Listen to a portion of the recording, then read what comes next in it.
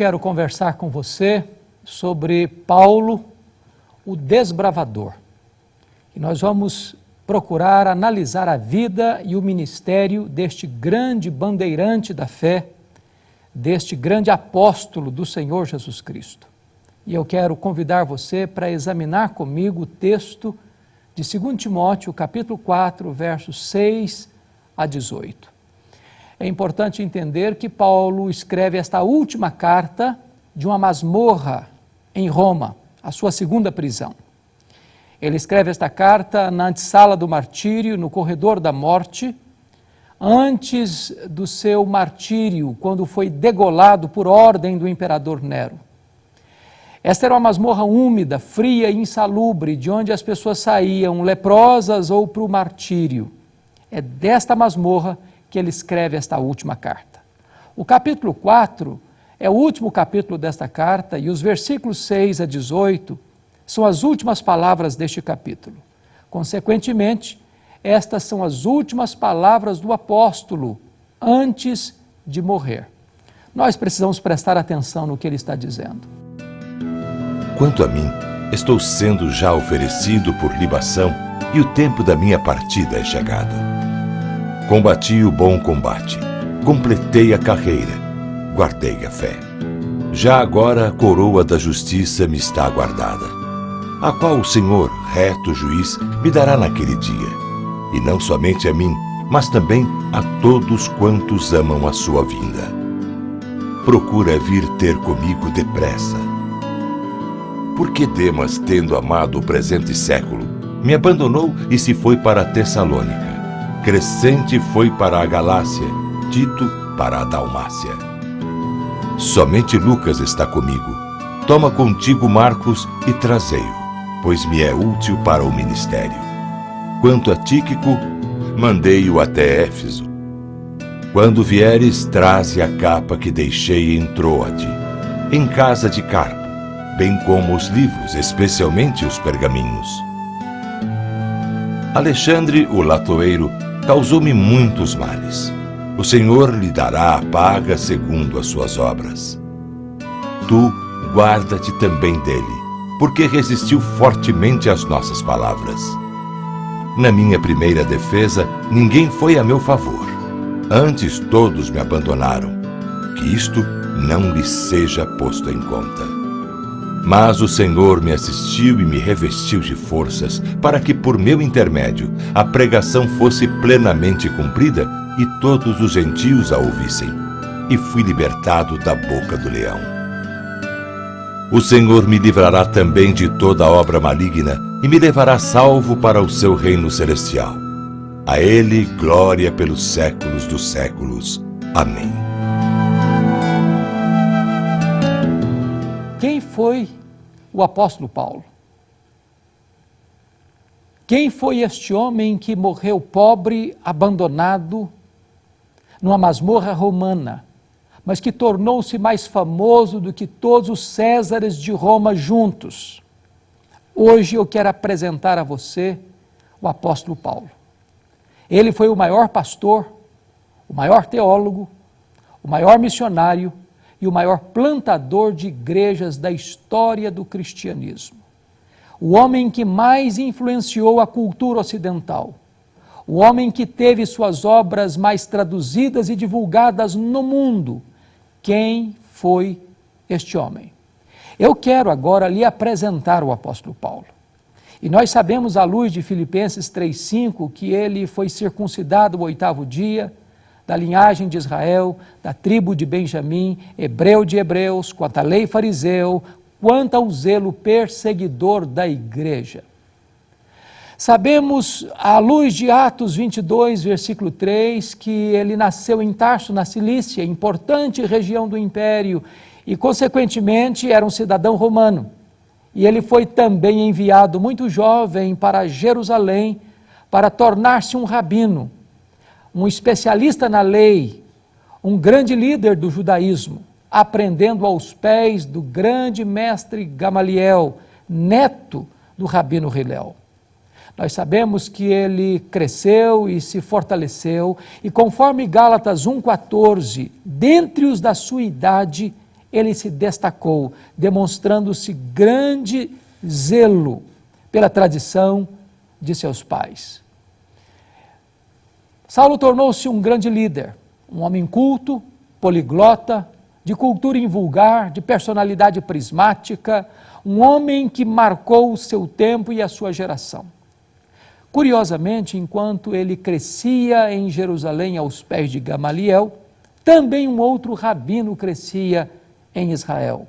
Não na famosa Jerusalém, mas na pobre, esquecida e desprezada Nazaré da Galileia. Este rabino da Galileia não assentou-se nos bancos de uma universidade teológica, mas cresceu na urdidura da luta de uma carpintaria com as mãos calejadas. Aos 30 anos de idade, o rabino da Galileia vai ao Jordão e dá início ao seu ministério.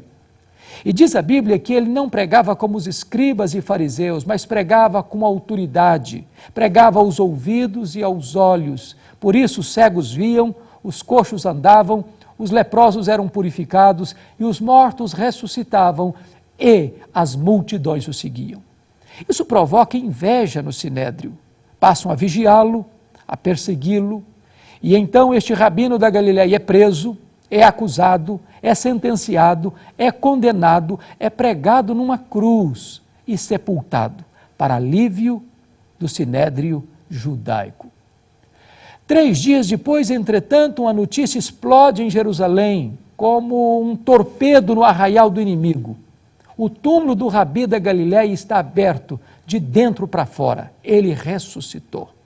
E é nesse momento que se levanta Saulo de Tarso, líder do judaísmo, como o maior opositor da fé cristã, como o maior perseguidor do cristianismo.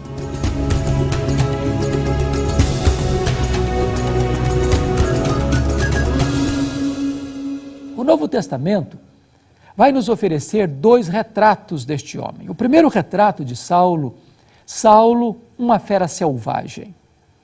Esta figura está em Atos 9:1, quando diz que ele respirava ameaças e morte contra os discípulos de Jesus. Na verdade, esta palavra no grego traz a ideia de uma fera selvagem que salta sobre a sua presa para destruí-la. Saulo era uma fera selvagem. Senão, vejamos. 1 Timóteo 1,13, ele mesmo se define como um blasfemo, como um perseguidor insolente. 1 Coríntios 15:9, ele se define como o menor dos apóstolos, porque ele perseguiu a igreja de Deus. Também em Gálatas 1,13, somos informados de que ele, demasiadamente enfurecido, perseguiu a igreja de Deus e assim ele a devastava. Atos 8,3 nos informa que ele entrava nas casas, não respeitando o domicílio doméstico, e arrastava homens e mulheres e os encerrava no cárcere, e assim ele assolava a igreja de Deus. Somos informados em Atos dos Apóstolos 9:21, que ele não apenas assolava a igreja, não apenas ele devastava a igreja, mas ele exterminava em Jerusalém aqueles que confiavam e professavam o nome de Jesus. Na verdade, Saulo era um assassino, porque exterminar não é prender, não é bater, exterminar é matar. Ele era uma fera selvagem. Se não, vejamos ainda. Atos 22, versículo 4, somos informados de que ele perseguiu com fúria assassina a religião do caminho. Ele não perseguia apenas os crentes, ele perseguia também a religião dos crentes. Mas também lemos em Atos 26, versículo 9, de que ele entendia que devia praticar muitas coisas contra o nome de Jesus, o Nazareno. Ele perseguia não apenas os crentes, não apenas a religião dos crentes, ele perseguia também o Deus dos crentes. Atos 26, versículo 10, somos informados de que por todas as sinagogas ele castigava os crentes e ele lançava esses crentes na prisão, e contra esses muitos santos ele dava o seu voto quando os matavam. Pensamos às vezes que Saulo só mandou matar Estevão. Não, Saulo mandou matar muitos crentes em Jerusalém. Ele era um assassino em série, ele era um homem sanguinário, ele era de fato uma fera selvagem. Mas lemos ainda em Atos 26, versículo 11, que ele entrava em todas as sinagogas e castigava os crentes, forçando-os até a blasfemar, e até por cidades estranhas, demasiadamente enfurecido, Saulo os perseguia. De fato, ele era um homem selvagem, ele era uma fera selvagem, perseguia fisicamente e psicologicamente, forçando os crentes a blasfemarem. Em outras palavras, ele chegava numa sinagoga e dizia o seguinte: ou você nega Jesus ou eu te prendo, ou você nega Jesus ou eu te bato, ou você nega Jesus ou eu te mato. Ele era uma fera selvagem. Mas a segunda forma que o Novo Testamento apresenta este homem é que ele não era apenas uma fera selvagem. Em segundo lugar, ele era um touro indomável. Esta figura está em Atos 26, 14. Quando o próprio Senhor Jesus aparece para ele no caminho de Damasco e diz: Saulo, Saulo, por que me persegues? Dura coisa te é recalcitrares contra os aguilhões. Eu fui criado na região rural e vi muito garrote, ou bezerro, ou boi, sendo amansado para o trabalho doméstico. E um dos principais instrumentos para se amansar um boi é o aguilhão. Às vezes nós pensamos que o Espírito de Deus só começou a trabalhar em Saulo lá no caminho de Damasco. Isso não é verdade. Todas as vezes que Saulo entrava numa casa ou numa sinagoga e lançava os crentes na prisão, forçando esses crentes a blasfemar contra o nome de Jesus, e em vez desses crentes blasfemarem, glorificavam o nome de Deus, era o Espírito Santo picando a sua consciência, era Deus ferroando este touro bravo. Mas esse touro bravo não quer ceder, não quer ser amansado, não quer se subjugar por um poder maior do que ele. Fecha-se aqui o primeiro capítulo da sua vida.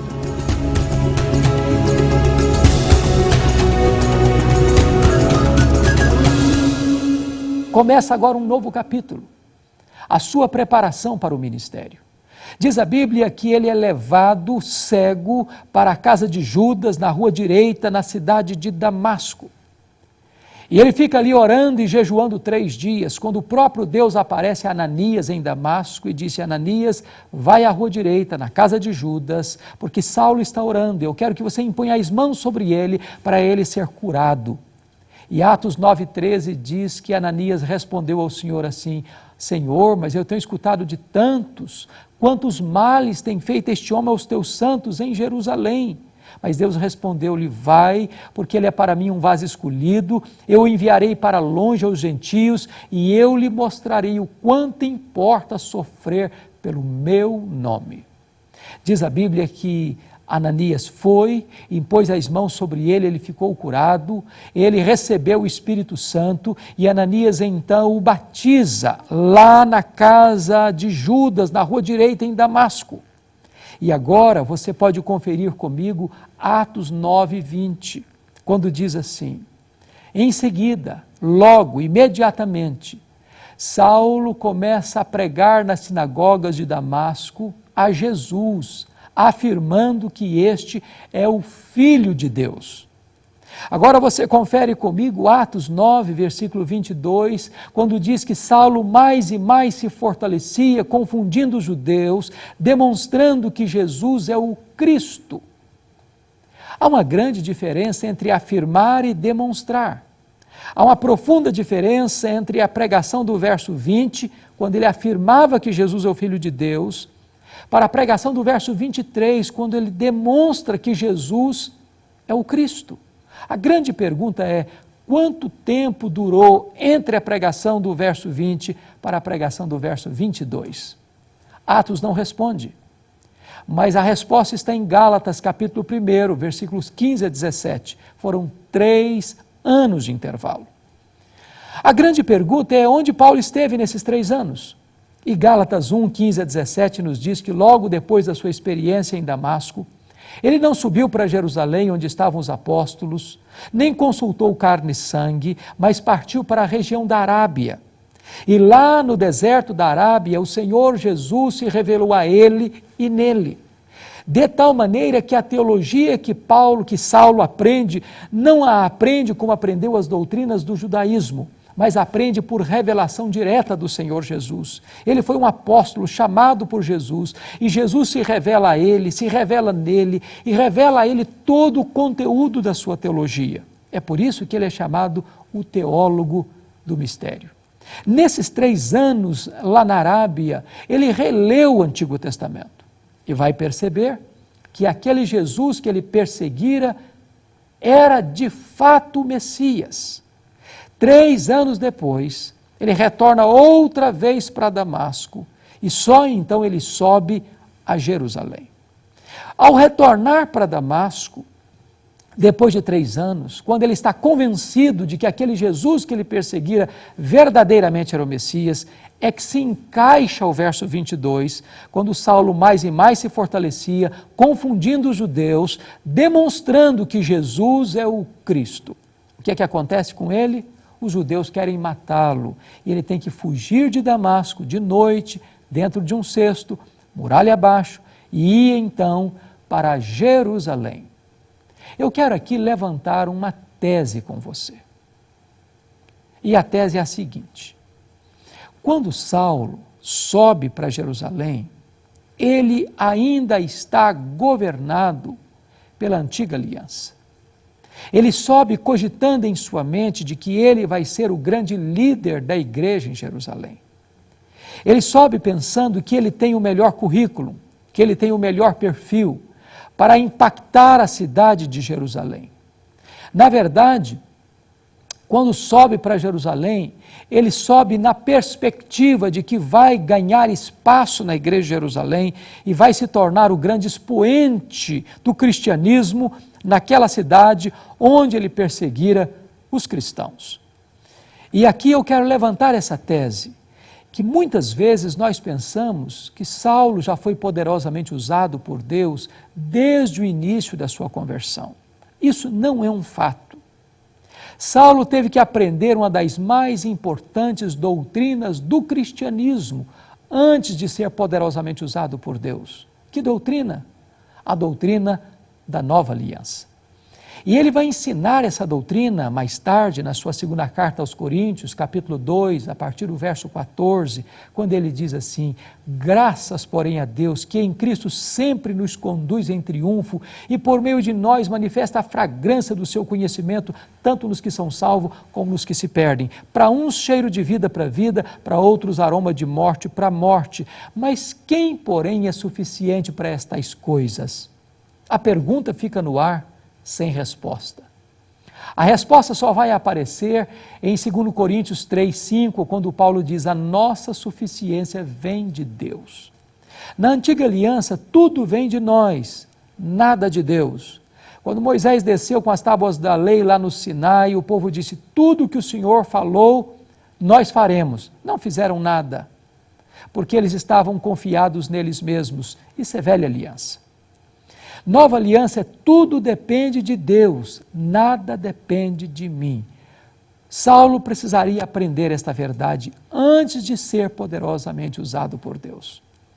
Confere comigo Atos 9, verso 26, porque quando ele chega em Jerusalém, todos os discípulos não acreditaram na sua conversão. Pensaram que ele estava blefando, que ele estava sabotando a fé cristã. E bateram a porta da igreja na cara de Saulo, e ele foi rejeitado na igreja. Começa aqui o primeiro golpe no orgulho deste homem. Conforme Atos 9, 27, é Barnabé quem vai introduzir Saulo aos apóstolos, contando para eles a sua experiência em Damasco, e agora Saulo tem guarida na igreja, acolhida na igreja, e ele passa a entrar e sair e a discutir com os helenistas, mas diz a Bíblia que os helenistas resolvem matá-lo. O que vai acontecer? Os discípulos se reúnem, em outras palavras, os membros da igreja se reúnem e dizem para Saulo: você não pode ser o nosso pastor, você tem que ir embora da nossa igreja. Agora, não é fácil para um pastor ser mandado embora da igreja, seja pelo conselho da igreja, seja pela assembleia da igreja. Isso não é fácil. Sabe o que aconteceu com Saulo? Ele não foi embora. Mas não era apenas os crentes que queriam que ele saísse da igreja, não. Deus também o mandou embora da igreja. Isso está em Atos 22, versículo 17. Quando ele estava em Jerusalém, ele teve um êxtase, e o Senhor apareceu para ele e disse: vai embora de Jerusalém, porque eles não vão ouvir você. E Saulo agora está passando por uma outra fase. Uma coisa é ser mandado embora pela igreja, outra coisa é ser mandado embora da igreja pelo próprio Deus. Sabe o que aconteceu com ele? Ele não foi embora. Ele começou a argumentar com Deus a partir do verso 18 de Atos 22. E diz: mas Senhor, eu persegui a igreja aqui em Jerusalém. Quando se derramou o sangue de Estevão, tua testemunha, eu consentia nisso. E eu até guardei as vestes daqueles que o apedrejaram. Em outras palavras, ele está dizendo assim para Deus: Deus, o Senhor vai cometer um erro estratégico me tirando desta igreja. Eu sou o homem ideal. Eu sou o líder preparado. Eu tenho o melhor currículo. Eu tenho o melhor perfil. Mas Deus não mudou. Foi Saulo quem teve que mudar e mudar-se. Sabe o que aconteceu com ele? Ele não foi embora. Na verdade, ele estava convencido de que ele era o homem. Porque, na verdade, veja bem, todos os apóstolos de Jesus eram galileus. E os galileus eram profundamente repudiados em Jerusalém. Galileia era chamada Galileia dos gentios, lugar de gente atrasada. E os judeus de Jerusalém, gente inteligente, capital intelectual da teologia, onde estavam os escribas, doutores da lei, os fariseus, os sacerdotes, o sinédrio. Saulo pensou: esses homens iletrados, incultos, não vão dar conta do recado aqui em Jerusalém. Além de galileus, eles são homens iletrados e incultos. Aqui é o território dos grandes intelectuais do conhecimento da lei de Deus. Além do mais, Saulo pensou: eu persegui a igreja aqui, eu cresci aqui, eu conheço aqui, eu tenho trânsito livre nos corredores do poder eclesiástico dessa cidade, eu sou o homem certo, eu tenho o melhor perfil, eu tenho o melhor currículo, eu tenho diplomas que me abrem portas de credenciamento. Mas diz a Bíblia que a igreja quer que ele vá embora. Deus mandou ele embora. Mas sabe o que aconteceu com ele? Ele não foi embora. Se você conferir comigo Atos 9:30, diz que os discípulos pegaram Saulo e o levaram até Cesareia. Na verdade, ele não saiu, saíram com ele. Ele não foi, ele foi levado. Ele foi arrancado de Jerusalém como Ló saiu de Sodoma, a reboque. De Cesareia, diz a Bíblia que o mandaram de volta para Tarso. Onde era Tarso? A sua cidade natal. Sabe o que Deus está dizendo para esse cara que pensa que é insubstituível? Que pensa que é a peça-chave do reino de Deus? Deus está dizendo para ele assim: meu filho, arruma as malas e volta para casa. Se você pensa que eu que preciso de você, pois é você que precisa de mim. E diz a Bíblia que ele ficou em Tarso em torno de 10 anos, no anonimato, longe do palco, longe dos holofotes, longe das luzes da ribalta, num completo ostracismo e esquecimento. Deus estava mostrando para este homem a doutrina da nova aliança. Tudo depende de Deus, nada depende de nós. Mas o pior não tinha acontecido ainda. Atos 9:31 diz que no dia que Saulo arrumou as malas e foi embora da igreja de Jerusalém, a igreja passou a crescer e passou a ter paz. Você quer coisa pior para um pastor do que isso? O dia que esse pastor vai embora da igreja, todos os problemas da igreja se resolvem e a igreja explode em crescimento. Deus estava quebrando o orgulho de Saulo de Tarso. Deus estava mostrando para ele que tudo depende de Deus e não do homem. Na verdade, Deus estava trabalhando em Saulo para depois trabalhar através de Saulo. Muitos anos depois, acontece um reavivamento espiritual em Antioquia da Síria. A igreja de Jerusalém manda para lá o seu melhor pastor, Barnabé. Ele se alegra ao ver a graça de Deus prosperando, lembrou-se de Saulo, foi atrás dele, lá em Tarso, buscou. E durante um ano eles ensinaram a palavra de Deus em Antioquia. Decorrido um ano, estando eles orando e jejuando, o Espírito Santo disse: separai-me agora a Barnabé e a Saulo para a obra a que os tenho chamado. Preste atenção. Não foi Saulo e Barnabé, mas foi Barnabé e Saulo. Você já foi reserva alguma vez? Você já andou na sombra de alguém alguma vez? Você já ficou debaixo do cajado, da autoridade de alguém alguma vez? Saulo não era o líder, ele era o liderado. Ele não comandava, ele era comandado. Deus ainda estava trabalhando nele, para depois trabalhar através dele. Aí eles saíram para a primeira viagem missionária, e João Marcos os acompanhou naquela caravana. E diz a Bíblia que chegaram em Pafos, quando Elimas, o mágico, tenta impedir o procônsul Sérgio Paulo de se converter. Diz a Bíblia que Saulo, cheio do Espírito Santo, fixou os olhos naquele mágico e disse: ó filho do diabo, até quando perverterás os retos caminhos de Deus, pois ficarás cego. O mágico ficou cego, o procônsul se converteu, o temor caiu sobre a multidão, e a partir de Pafos, Saulo deixa de usar o seu nome judaico Saulo e passa a usar o seu nome romano Paulo, e a partir daí ele se transforma no grande desbravador do cristianismo, no maior líder do cristianismo. Então eles caminham para a primeira viagem missionária, porque João Marcos logo em seguida vai abandoná-los no meio da estrada, e vai voltar para sua casa em Jerusalém. E eles percorrem plantando igrejas na Galácia, Antioquia da Pisídia, Icônio, Listra e Derbe, com lágrimas, com lutas, com sangue, mas com bênçãos extraordinárias.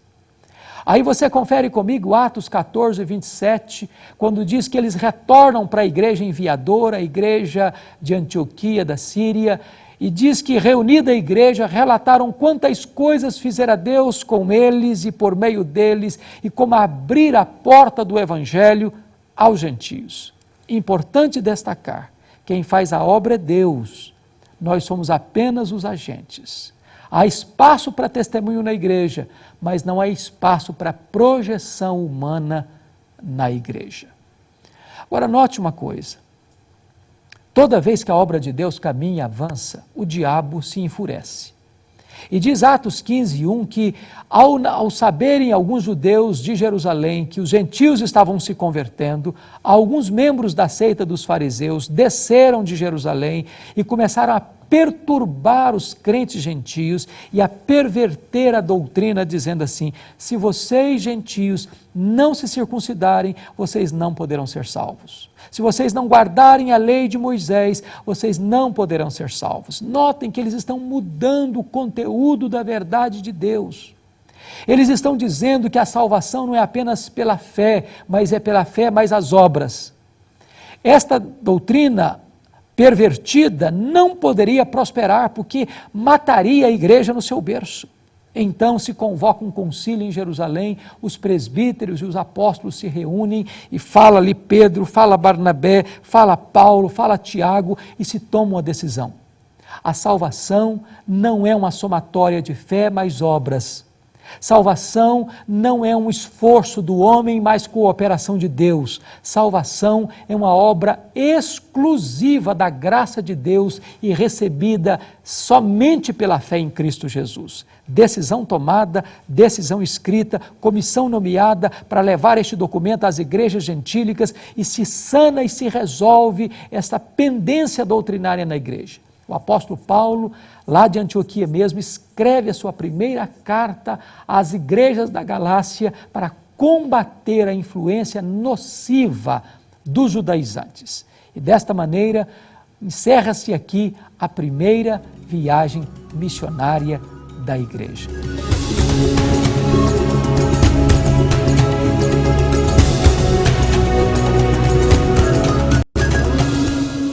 Tendo resolvido o problema doutrinário, Paulo diz para Barnabé: vamos voltar para a segunda viagem missionária, vamos visitar as igrejas e confirmar os nossos irmãos.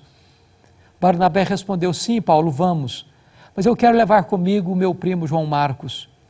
E Paulo diz: eu não acho justo levarmos aquele que nos abandonou desde Salamina na primeira viagem, comigo ele não vai. Eu não o quero na minha presença, eu não o quero na minha companhia. E diz a Bíblia que houve tal desavença entre Paulo e Barnabé que os dois não puderam caminhar juntos mais. Então Barnabé investiu em Marcos e foi para Chipre, e Paulo pegou Silas e, encomendado pela graça de Deus, foi para outra região. É importante destacar que os líderes não deveriam brigar, nem ter desavença, mas às vezes têm. O maravilhoso é que mesmo quando os líderes erram, o plano de Deus não pode ser frustrado, porque agora, em vez de uma caravana, nós temos duas caravanas. É bem verdade que o livro de Atos vai passar pelo ministério de Paulo, e ele quer entrar na Ásia, mas o Espírito de Deus o impede de entrar na Ásia, e ele escuta a voz de um varão macedônio: passa a Macedônia e ajuda-nos. E Paulo então entra na Macedônia, entra no Ocidente, entra na Europa. Isso tem um valor profundo dentro da cultura ocidental.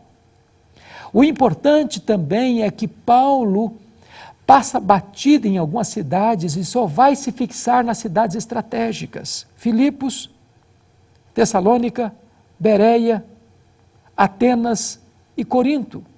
A Bíblia diz que Filipos era uma colônia romana, Tessalônica era a capital da Macedônia, Bereia, importante cidade da região, Atenas, a capital intelectual do mundo, e Corinto, a capital da Acaia. O que isso significa? Significa que quem aponta a direção missionária da igreja é Deus, mas quem escolhe os melhores métodos somos nós. Paulo era um homem estratégico, um líder estratégico. Ele plantava igrejas estratégicas em lugares estratégicos para que essas igrejas pudessem irradiar sua influência na micro-região. Ora, o fato de você fazer a obra de Deus na direção de Deus e pelos melhores métodos de Deus não significa que você vai ter vida fácil. Paulo foi preso e açoitado em Filipos, foi escorraçado em Tessalônica, foi enxotado de Bereia, foi chamado de tagarela em Atenas, foi chamado de impostor em Corinto. De Corinto, ele escreve as suas duas cartas às igrejas de Tessalônica. E agora diz a Bíblia que ele volta para a terceira viagem missionária e vai passar 3 anos na cidade de Éfeso, a capital da Ásia Menor. Esta cidade é uma das cidades mais estratégicas do mundo. Lá estava o templo de Diana, um templo jônico, uma das 7 maravilhas do mundo antigo. Lá era um centro de comércio da estatueta da deusa Diana, de idolatria. Era um centro de feitiçaria e a palavra de Deus começa a impactar aquela cidade. E em 3 anos que Paulo passa ali, a idolatria é desarticulada, a feitiçaria é desarticulada, as pessoas queimam seus livros em praça pública. A palavra de Deus prevalece. Igrejas são plantadas na micro-região, como Colossos, como Hierápolis, como Laodiceia. E a palavra de Deus produz um grande e extraordinário reavivamento naquela cidade. De Éfeso, Paulo vai escrever suas 2 cartas à igreja de Corinto. Agora Paulo está saindo de Éfeso para ir a Jerusalém. Isso porque ele assumiu um compromisso, conforme Gálatas 2:10, com os colunas da igreja de Jerusalém, Pedro, Tiago e João, que ele iria para os gentios, mas não se esqueceria dos pobres. Evangelização e ação social não se conflitam, complementam-se.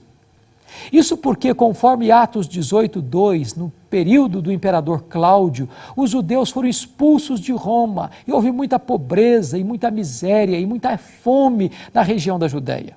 E Paulo está levantando uma oferta entre os crentes da Macedônia e da Acaia para levar a esses crentes judeus de Jerusalém. Nesta saída de Éfeso rumo à Macedônia, ele para escrever a sua mais importante carta, sua carta aos Romanos, um verdadeiro tratado de teologia. E nesta carta ele pede oração por 2 motivos: para não ser morto pelos judeus rebeldes e para que os crentes judeus recebessem de bom grado a oferta que ele estava levando dos crentes gentios. Isso porque Paulo queria costurar a unidade espiritual dos crentes judeus com os crentes gentios. Não apenas suprir suas necessidades materiais, físicas e imediatas. Escrevendo esta carta, Então ele vai para a cidade portuária de Mileto, e na hora de embarcar, ele chama os presbíteros de Éfeso e diz para eles no capítulo 20, versos 21 a 24.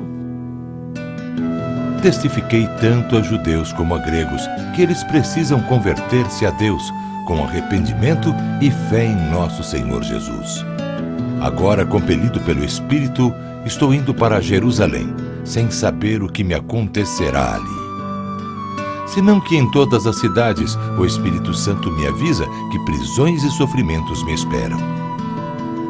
Todavia não me importo, nem considero a minha vida de valor algum para mim mesmo, se tão somente puder terminar a corrida e completar o ministério que o Senhor Jesus me confiou, de testemunhar do Evangelho da graça de Deus. Agora sei que nenhum de vocês, entre os quais passei pregando o reino, verá novamente a minha face. Abraçou e beijou aqueles homens na praia, entrou no navio e vai desembarcar mais tarde lá em Cesareia Marítima. Quando ele chega em Cesareia Marítima, o profeta Ágabo o prende com um cinto e diz: Paulo, não suba para Jerusalém, eles vão prender você lá. Os discípulos tentam demover Paulo e Paulo responde: o que vocês estão fazendo comigo? Eu estou pronto não só a ser preso, eu estou pronto a morrer pelo nome de Jesus. Ele foi e foi preso. Os judeus querem de todas as formas persegui-lo e matá-lo. Mas Paulo testemunha na cidade de Jerusalém, Paulo testemunha para o Sinédrio, ele conta a sua conversão, o que Deus fez na sua vida. Aí diz a Bíblia em Atos 23, versículo 11, que o próprio Deus aparece para ele na prisão em Jerusalém e diz: coragem, Paulo. Assim como você deu testemunho aqui em Jerusalém, eu quero que você dê também testemunho em Roma.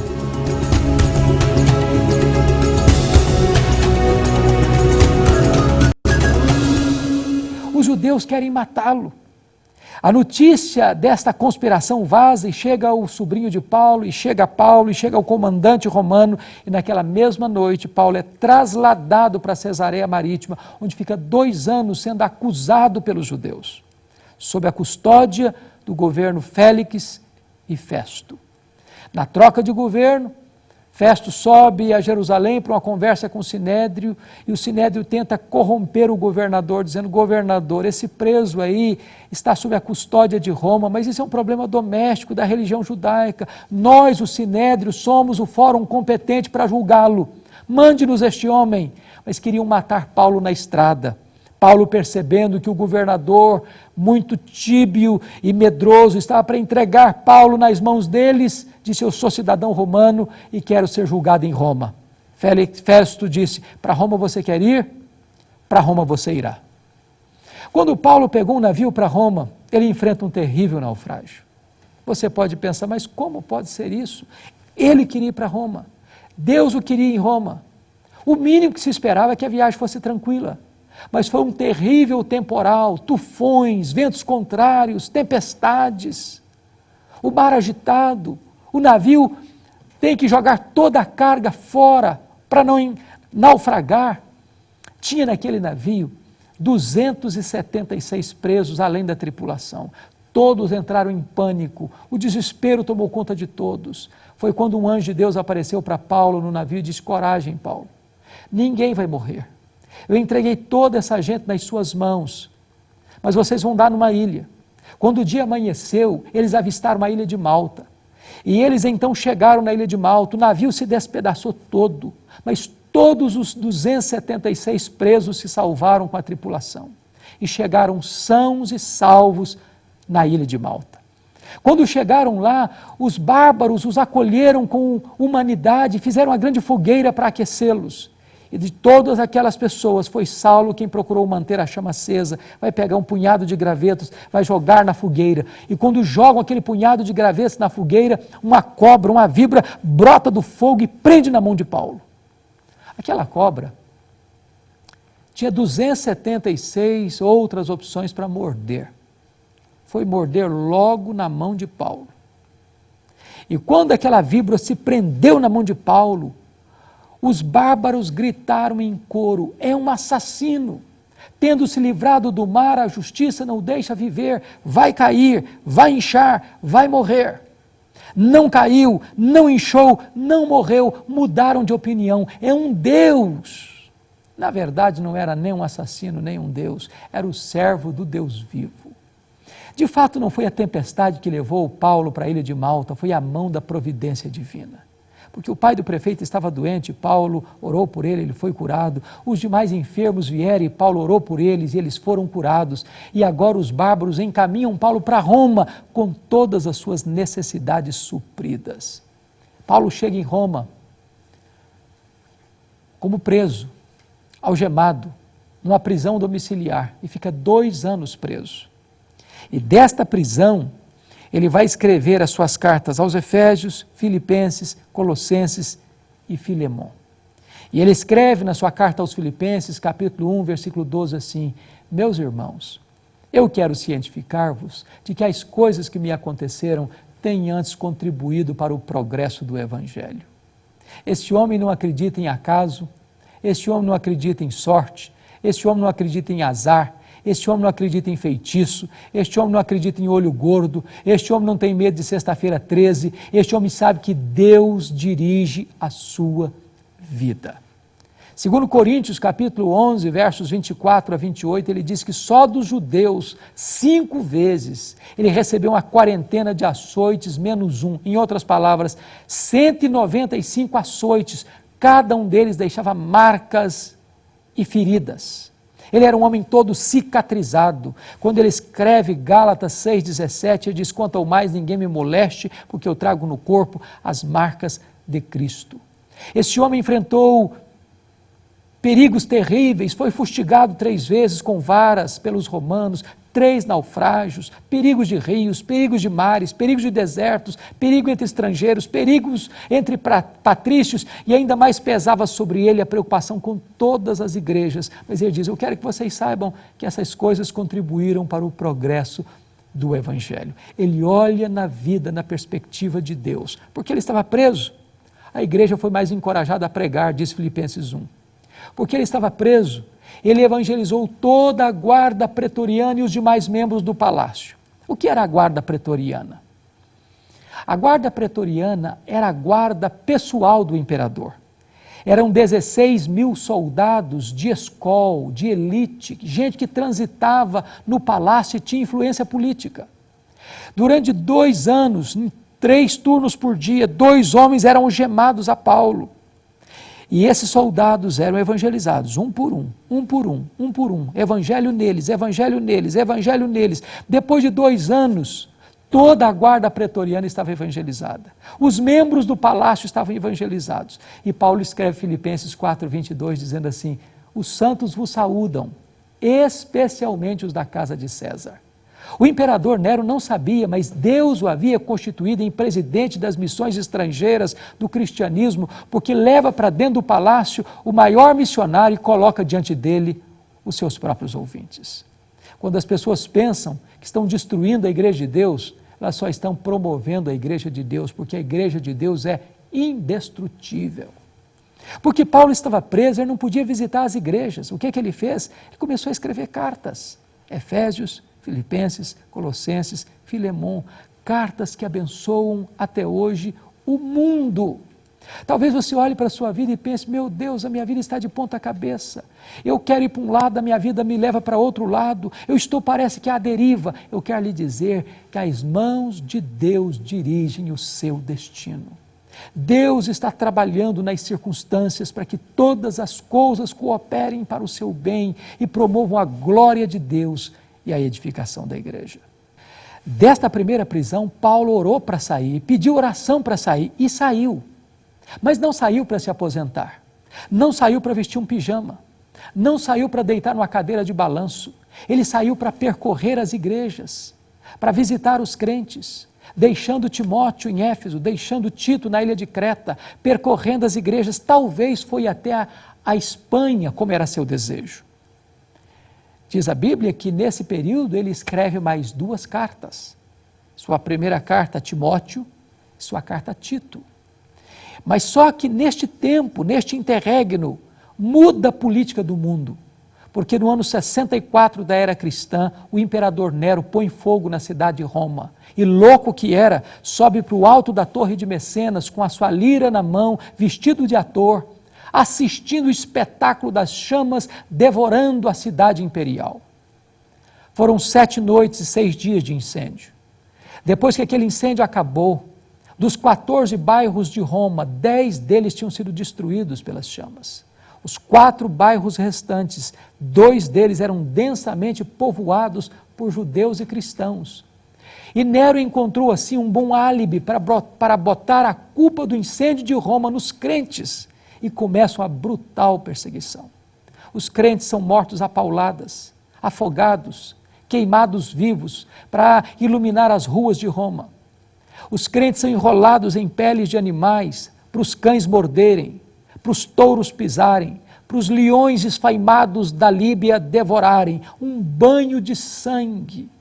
Nesse momento, Paulo, o desbravador, está sendo procurado como o maior líder do cristianismo. Até o dia em que Saulo é capturado outra vez. E agora ele não é jogado numa prisão domiciliar, não, ele é jogado numa masmorra, úmida, fria e insalubre, de onde as pessoas saíam leprosas ou para o martírio. Pois é desta prisão que Paulo escreve a sua última carta, aquele texto que nós lemos no começo. E agora eu gostaria de convidar você para nós entendermos como é que este homem se sente.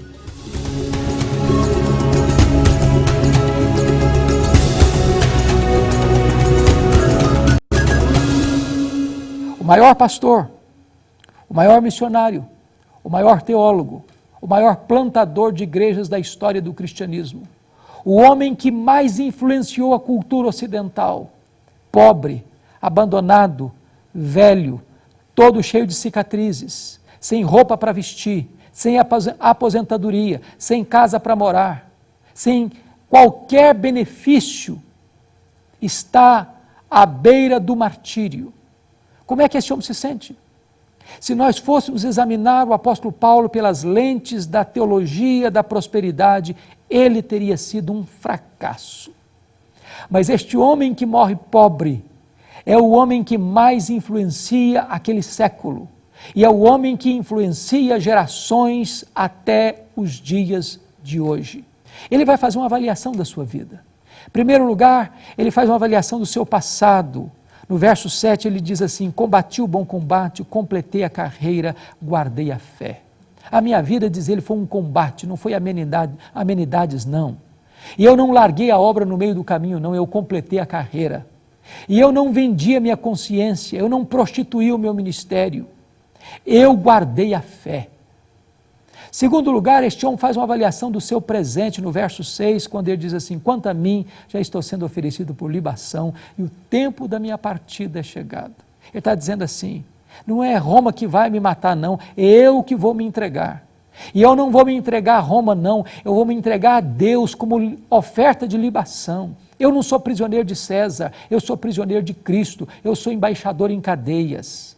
E agora ele vai usar uma linguagem eufêmica, dizendo assim: o tempo da minha partida é chegado. Ele poderia dizer: o tempo da minha morte é chegado, mas ele usa uma outra expressão: o tempo da minha partida. Essa palavra no grego tem 3 significados. Em primeiro lugar, partida significa aliviar alguém de um peso. Morrer para um crente, conforme Apocalipse 14, 13, é descansar das suas fadigas. Segundo lugar, significa desatar um bote, singrar as águas e atravessar para o outro lado do rio. Morrer para o crente é fazer a última viagem da vida rumo à pátria celestial.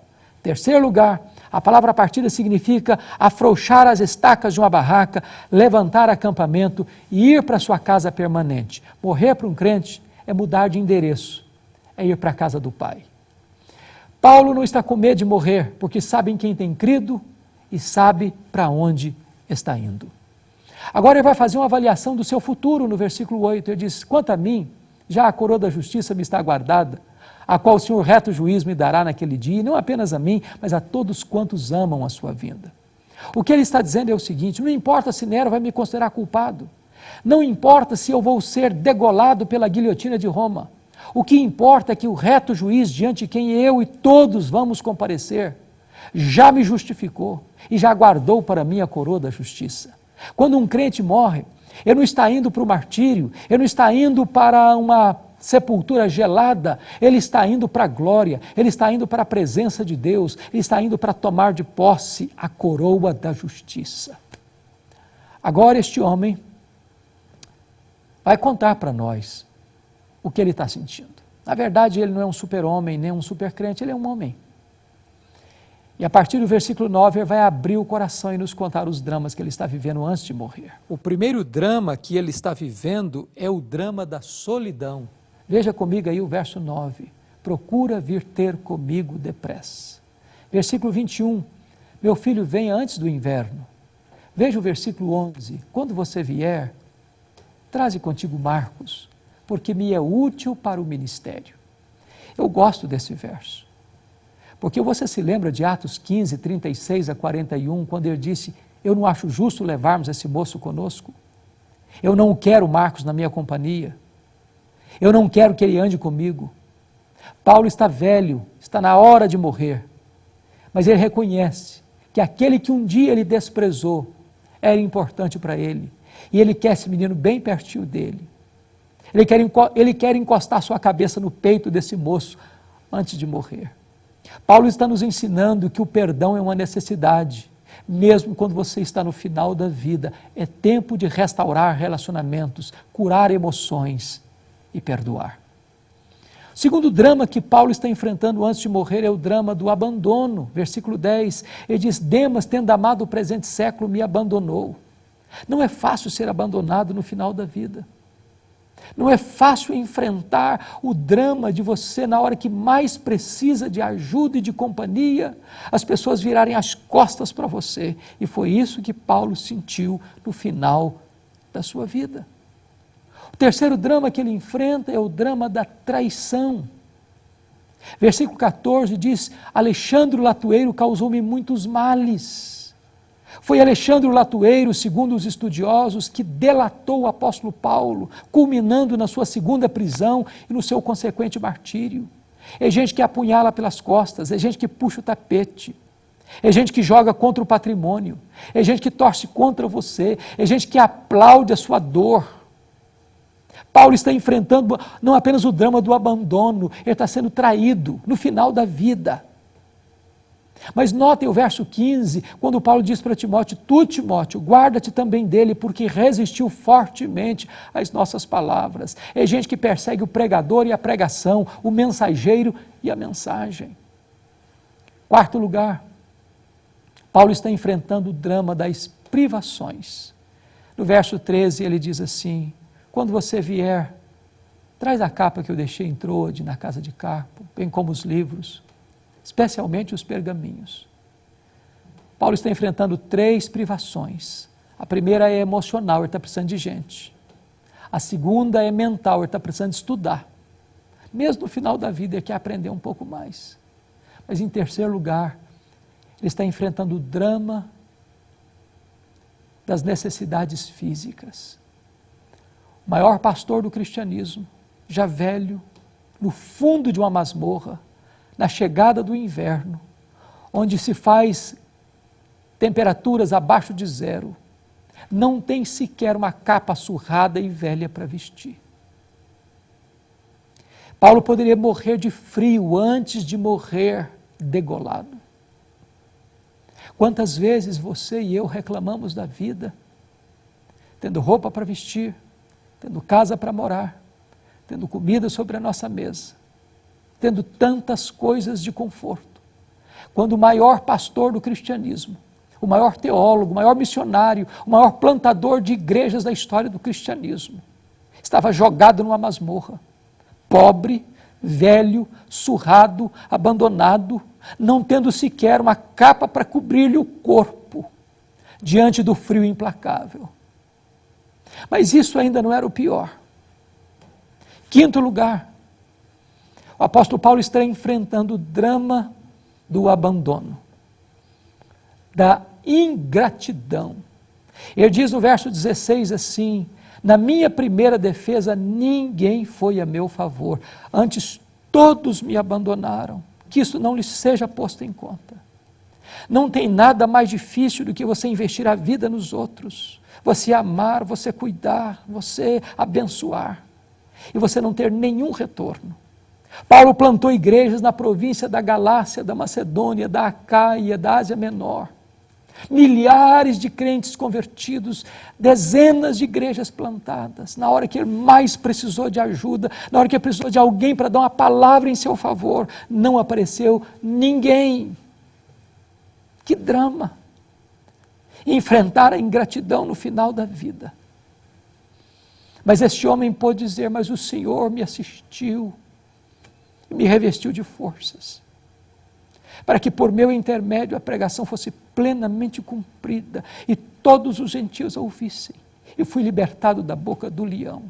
O Senhor me guardará de toda obra maligna e me levará salvo para o seu reino celestial. Eu quero dizer para você que pode faltar a você o apoio dos homens, mas não lhe faltará o apoio de Deus. Pode faltar a você o apoio da terra, mas não lhe faltará o apoio do céu. Eu queria convidar você para olhar comigo esta cena. Ela não está registrada na Bíblia, mas ela está viva na minha memória. E eu gostaria que você pudesse criar na sua cabeça, na sua mente, nos seus pensamentos, esta cena de como este maior desbravador do cristianismo vai encerrar os seus dias aqui na terra. Eu vejo essa cena, ela está viva na minha memória. Houve um dia em que o carcereiro romano, homem mau, homem rude, recebeu na sua mesa um pedaço de papel ou de couro, contendo o nome de um prisioneiro que deveria ser executado naquele dia. Eu vejo esse homem se levantando da sua cadeira, pegando um pesado molho de chaves numa mão, uma tocha de fogo na outra mão. E com passadas largas e pesadas, ele percorre aquele longo, frio e escuro corredor. Chega numa pesada porta de ferro e abre esta porta de ferro.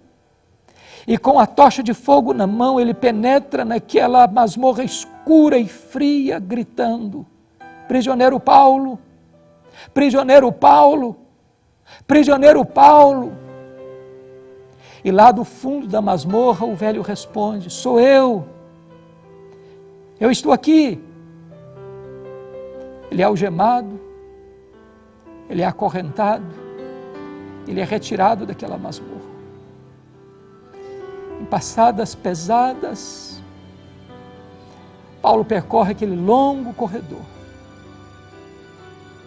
até chegar ao local do patíbulo, onde deveria ser executado. O carcereiro olha para ele e pergunta: você quer dizer algumas palavras antes de morrer? Paulo responde: eu quero. Talvez o carcereiro pensou que Paulo fosse blasfemar, que Paulo fosse expor a sua mágoa, a sua revolta, a sua dor, por tantos sofrimentos, por tanta ingratidão, por tanta violência.